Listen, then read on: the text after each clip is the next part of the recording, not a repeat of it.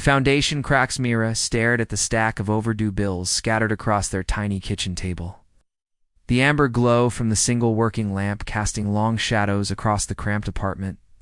The electricity bill was 3 days past due, and their internet would be cut off tomorrow if she couldn't scrape together another $200. She rubbed her tired eyes and glanced toward the bedroom where Jake sat hunched over his laptop, completely absorbed in lines of code that promised to change their lives. For 3 years, she had been the invisible foundation beneath his towering dreams. While Jake poured every waking moment into developing his revolutionary social networking app, Mira worked 3 different freelance architecture jobs to keep them afloat. She designed small residential projects during the day, drafted technical drawings for a construction firm in the evenings, and spent her weekends creating 3D models for real estate companies. Her own aspirations of designing sustainable housing for underserved communities had been carefully folded away, tucked beneath the weight of their shared survival. "The beta launches next week," Jake called out without looking up from his screen. "Once we get the initial user feedback and iron out the bugs, we'll be ready for serious investor meetings." Mira nodded automatically, having heard variations of this promise countless times before. She walked to their kitchenette and opened the nearly empty refrigerator, wondering if she could stretch the leftover pasta for another day. The sacrifice felt worthwhile when she watched Jake's eyes light up discussing his vision. When he talked about connecting people across the globe through authentic storytelling, she believed in him, even when she barely believed in herself anymore. 2 months later, everything changed. The app launched to unexpected acclaim. It's featured on major tech blogs and downloaded by hundreds of thousands of users in its first week. Suddenly, Jake was fielding calls from venture capitalists and attending exclusive networking events in downtown. Hotels that cost more per night than their monthly rent. Invitations arrived daily, product launches, industry conferences, glittering parties filled with influencers and entrepreneurs who spoke in buzzwords and measured success in follower counts. At first, Mira felt proud watching Jake step into the spotlight he deserved. But as weeks passed, she noticed the subtle changes. He traded his comfortable jeans for expensive shirts. His conversations shifted from sharing dreams to dropping names. Most painfully, he began attending events alone, claiming they were industry-only or not really your scene. The launch party for version 2.0 was held at an upscale rooftop venue overlooking the city skyline. Mira wore her best dress, a simple black piece she'd owned for years, and tried to ignore how out of place she felt among the designer gowns and tailored suits.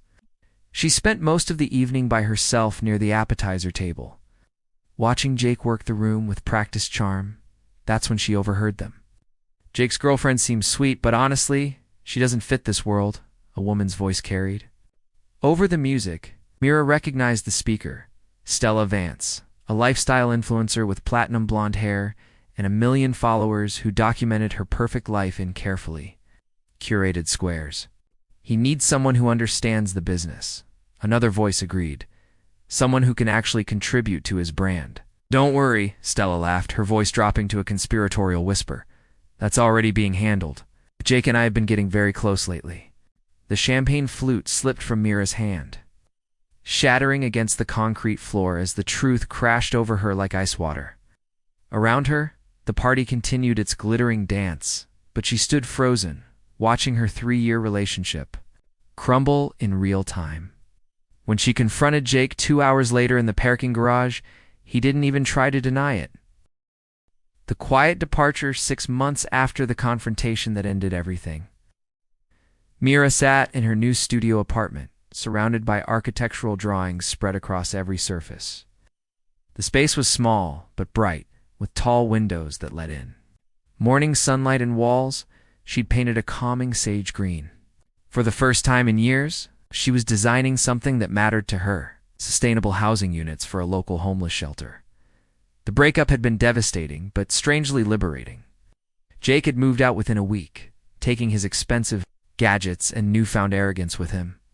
Social media became a minefield of his success story magazine covers, podcast interviews, and countless photos of him with Stella at exclusive events. She'd stopped checking his profiles after seeing him accept a 30 under 30, award while Stella beamed beside him in a designer gown that probably cost more than Mira's monthly salary. "You're doing it again," her sister Zoe said, appearing in the doorway with coffee and concern. "It's that face you make when you're thinking about him?" Mira looked up from her sketches. "I'm not thinking about Jake. I'm thinking about how to maximize space efficiency." While maintaining dignity and comfort for residents, Zoe raised an eyebrow, but didn't push. She'd been Mira's anchor through the worst of it, showing up with takeout and tissues whenever the silence became too heavy. "Speaking of which, didn't you say you were volunteering at that disaster relief thing today?" The community center buzzed with organized chaos when Mira arrived that afternoon. Tables were loaded with supplies for recent flood victims and volunteers, sorted through donations with practiced efficiency. She'd signed up to help with temporary housing assessments, thinking her architectural background might be useful. "Are you Myra?" A warm voice interrupted her survey of the scene. She turned to find a tall man with kind brown eyes and prematurely gray hair, wearing a simple button-down shirt rolled up to his elbows. "I'm Marcus Holt. I coordinate the medical response team. I heard you're an architect." "Freelance, mostly residential," she replied, shaking his offered hand. "But I've been researching emergency shelter design." Marcus's face lit up with genuine interest. "Really, we've been struggling with the temporary housing situation. The standard relief shelters are, well, they're functional, but they strip away people's dignity. Families deserve better than feeling warehoused." Over the next 4 hours, Mira found herself deep in conversation with Marcus. It's about everything from trauma-informed design to sustainable building materials. He was a doctor who'd spent years working with Doctors Without Borders. But his passion extended beyond medicine to the broader question of how communities rebuild after disaster. When he spoke about the refugee camps he'd worked in, his voice carried both heartbreak and determination. "The thing is," Marcus explained as they walked through a mock-up of the current shelter layout, "healing isn't just about treating injuries. It's about restoring hope, dignity, a sense of home. Architecture plays a huge role in that psychological recovery." Mira felt something she hadn't experienced in years, the spark of professional purpose aligning with personal values. "Been thinking about modularity," she said, pulling out her sketchpad. "Units that can be quickly assembled, but still feel like real homes. Privacy partitions, natural light, space for personal belongings." As the sun set, they were still talking, sketching ideas on napkins and challenging each other's assumptions. When Marcus offered to walk her to her car, Mira realized she'd spent the entire day without once thinking about Jake or feeling the familiar ache of loss. "Would you be interested in consulting on a project?" Marcus asked as they reached her. "Beat up Honda. There's a settlement of climate refugees about 2 hours north. They're living in conditions that are, well, they deserve better. I think your ideas could make a real difference." Mira looked at this man who talked about changing the world with the same quiet conviction she'd once admired in Jake, not without the ego or the need for recognition. "Yes," she said without hesitation. "I'd love to help." As she drove home, Mira caught herself smiling for the first time in months. On her phone, 3 missed calls from unknown numbers, probably journalists wanting quotes about Jake Morrison's ex-girlfriend for some fluff piece about his latest success. She deleted the notifications without listening to the voicemails. She had more important work to do.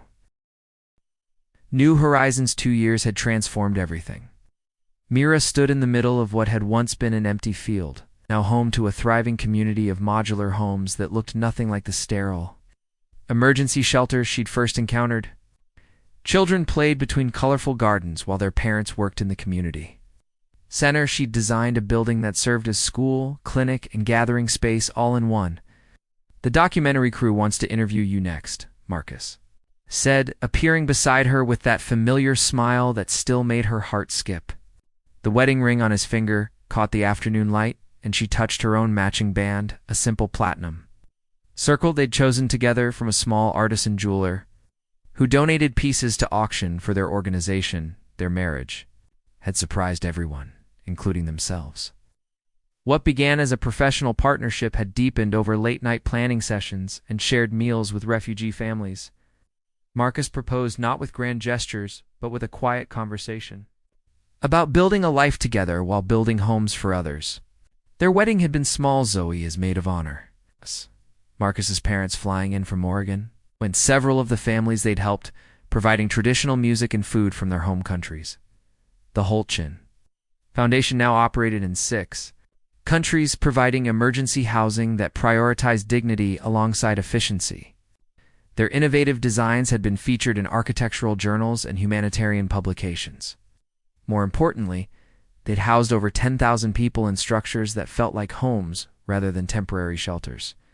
I still can't believe National Geographic wants to feature our work, Mira admitted, watching a group of teenagers play soccer near the community garden. Remember when we were sketching ideas on napkins? Marcus laughed. Now you're being modest. Your modular housing system is being replicated by aid organizations worldwide. He pulled out his phone to show her an email. Speaking of which, we just received notification about the International Humanitarian Innovation Award.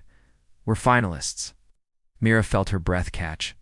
The award was considered the Nobel Prize of Humanitarian Work, recognizing individuals and organizations whose innovations had measurably improved lives on a global scale. We're finalists? Marcus, this is huge, he finished, pulling her into a hug. The ceremony's in Geneva next month. Are you ready to put on a fancy dress and pretend to be impressed by other people's achievements? She was about to respond when her phone buzzed with a text from Zoe. Have you seen Jake's latest interview? He's really struggling. Thought you should know. Mira glanced at the message and deleted it without clicking the attached link.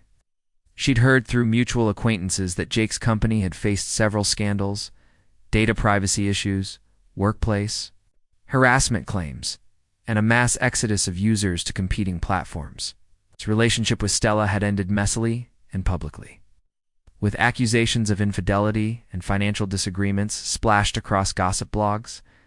But those details felt like news from another lifetime, relevant to a person she used to be, rather than who she'd become. The woman who had once measured her worth by Jake Morrison's success now barely remembered to check her own company's press coverage. Everything okay? Marcus asked, noticing her distraction. Just Zoe being protective, Mira replied, slipping her phone into her back pocket. She still thinks I should care about my ex-boyfriend's career implosion. And do you? Mira looked around at the community they'd built together. Homes where families felt safe. Children who had space to dream. Elders who maintained their dignity even in displacement. She thought about the projects planned for the next year. The lives they would touch, the problems they would solve together. No, she said, and meant it completely. I really don't. That evening, as they reviewed applications for their next housing project, Marcus reached across their dining table to take her hand. I'm proud of us, he said simply. Mira squeezed his fingers, looking at the man who had shown her what partnership actually meant. Not someone who needed her to shrink so he could shine, but someone who helped her discover how bright she could burn when given room to grow. Outside their window, the lights of their first housing community twinkled like stars, each one representing a family who'd found stability after chaos. Tomorrow, they'd break ground on site number 7. Next month, they'd accept recognition for work that had started with sketches on napkins and conversations about human dignity. It was the kind of success that couldn't be measured in followers or magazine covers, but it was real and it was theirs. The spotlight returns. The Grand Hotel Kempinski in Geneva hummed with the energy of international influence. Myra smoothed her midnight blue gown designed by a refugee seamstress from their Syrian housing project and checked her reflection one final time. The dress was stunning in its simplicity, the kind of elegant that came from confident understatement rather than desperate attention-seeking. You look incredible, Marcus said, adjusting his bow tie. His formal wear suited him perfectly, transforming the soft-spoken humanitarian into someone who belonged among world leaders and Nobel laureates, ready to celebrate changing the world. The International Humanitarian Innovation Awards drew attendees from every corner of global philanthropy. Myra recognized faces from magazine covers and TED Talks as they entered the opulent ballroom. Tech billionaires who'd pledged their fortunes, activists who'd spent decades fighting injustice, scientists whose discoveries saved millions of lives. Dr. Holt, Miss Chen, approached a reporter with a familiar press badge. Could we get a quick interview about your housing innovations? Our readers would love to know how you develop such cost-effective solutions for refugee communities. Nice. Marcus discussed their modular building techniques. Mira scanned the crowd and felt her heart stop. There, near the champagne station, stood Jake Morrison in an ill-fitting tuxedo that screamed expensive but felt desperate. His hair was perfectly styled, his smile practiced for cameras, but something hollow lingered behind his eyes. Beside him, Stella posed for photographers in a dress that revealed more than it concealed, her laugh too loud for the sophisticated environment. Mira. Marcus's voice brought her back to the present. The reporter asked about your inspiration for the dignity-focused design principles. She refocused, sharing how their housing philosophy grew from listening to displaced families describe what home meant to them. When the interview concluded, Marcus followed her gaze across the room. Someone you know? He asked without judgment. My ex-boyfriend, she replied simply. The one I supported for 3 years before he became successful and traded me in for. Someone more, compatible with his brand. Marcus studied Jake with clinical interest rather than jealousy. He looks miserable. His company's been struggling. Public scandals, user exodus, investor lawsuits. Myra shrugged. Zoe keeps sending me updates, though I never asked for them. Before Marcus could respond, the lights dimmed and the ceremony began. They found their assigned table near the front, surrounded by other finalists, whose work spanned everything from water purification systems to educational technology for conflict zones. The evening progressed through various categories: medical innovations, educational initiatives, environmental solutions. Each acceptance speech carried weight, representing years of dedication to improving human lives rather than personal glory. When the presenter announced the housing and infrastructure category, Mira felt her pulse quicken. This year's finalists have revolutionized how we think about temporary housing, the presenter began. Their innovations prove that emergency shelter can maintain human dignity while providing safety and community connection. Video clips played showing various projects. Impressive, but often sterile solutions that prioritized efficiency over humanity. Then their segment began, featuring interviews with families they'd helped. Children playing in community spaces, elders sharing, traditional crafts in common areas that felt like home rather than institutional waiting rooms. The winners of this year's Housing Innovation Award have housed over 15,000 people across 6 countries, the presenter continued. Their modular designs prove that temporary doesn't have to mean temporary dignity. Please welcome Dr. Marcus Holt and Mira Chen of the Holt-Chen Foundation. The ballroom erupted in sustained applause as they walked to the stage. Myra caught Jake's face in the crowd, shock, recognition, and something that might have been regret flickering across his features. Stella looked confused, probably wondering why everyone was clapping for the unremarkable woman she'd once dismissed as not fitting this world. At the podium, Mira found herself looking out at an audience of genuinely accomplished people, not influencers or tech bros seeking validation, but individuals whose life's work involved actual service to others. The difference felt profound. 2 years ago, I was designing bathroom renovations and dreaming about meaningful work, she began, her voice carrying clearly through the sound system. Today, we're accepting recognition for housing innovations that started with a simple question: what if emergency shelter could feel like home? She spoke about the families who'd taught them what mattered: privacy for parents, play space for children, gathering areas for community healing. She thanked Marcus for showing her what true partnership looked like, acknowledged their team of dedicated volunteers, and emphasized that their real success was measured in lives stabilized, rather than awards earned. As applause filled the ballroom again, Mira realized she couldn't even locate Jake in the crowd anymore. The man who had once defined her worth through his attention had become genuinely irrelevant to her story. Walking off stage with Marcus's arm around her waist and the weight of meaningful recognition in her hands, she understood that some forms of success were worth waiting for and worth becoming the kind of person who deserved them. Full circle backstage after the ceremony. Mira cradled their award while Marcus spoke with journalists about their upcoming projects in Central America. The crystal sculpture caught the fluorescent lights, but she was thinking about the refugee camp they'd visit next week rather than the accolades they'd just received. Mira. She turned to find Jake standing awkwardly in the narrow corridor. His confident facade stripped away to reveal something uncertain and diminished. Up close, the expensive tuxedo couldn't hide the slight tremor in his hands or the dark circles under his carefully concealed makeup. Jake. Her voice was neutral, neither warm nor cold. I didn't expect to see you here. I came with investors who support humanitarian causes. His laugh sounded forced. Tax benefits, you know. Explanation felt hollow, but Myra didn't challenge it. She waited while he struggled to find words, remembering how articulate he'd once been when discussing his dreams. Now he seemed diminished, struggling to fill a silence that didn't make her uncomfortable at all. I saw your acceptance speech, he finally managed. It was, you look good, happy. This work you're doing, it's incredible. Thank you, she meant it simply, without the need to either accept compliments graciously or deflect them with false modesty. The work spoke for itself. I've been following your foundation's progress. The modular housing designs, the community integration model, ... It's brilliant. Jake's voice carried genuine admiration mixed with something sadder. You always had these ideas about sustainable architecture, helping underserved communities. I should have listened more.